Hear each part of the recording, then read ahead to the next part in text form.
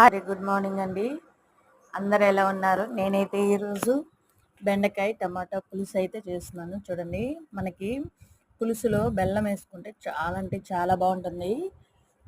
చూడండి, మనం పులుసు చేసేటప్పుడు బెండకాయలు కొంచెం బాగా పొడుగ్గా కట్ చేసుకుంటే చాలా అంటే చాలా బాగుంటుంది. ఎందుకంటే ముక్క కూడా చిగురు కాకుండా వస్తుంది.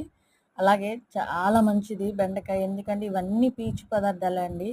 మనకు ఫుడ్ త్వరగా డైల్యూషన్ అవుతుంది, చాలా బాగా పనిచేస్తుంది ఈ సీజన్లో. మరి ఇంకెందుకు ఆలస్యం, ఈరోజు మీ ఇంట్లో మీరేం స్పెషల్ కర్రీ చేస్తున్నారో కామెంట్ బాక్స్లో కామెంట్ చేయండి.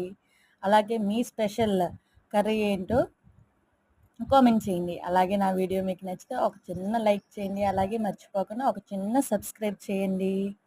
చూడండి, ఇలా కట్ చేసుకుంటే మనము కర్రీ చేసిన పులుసులోకైనా దేంట్లోకైనా పర్ఫెక్ట్గా ఉంటుంది, బెండకాయ చిదురవ్వదు.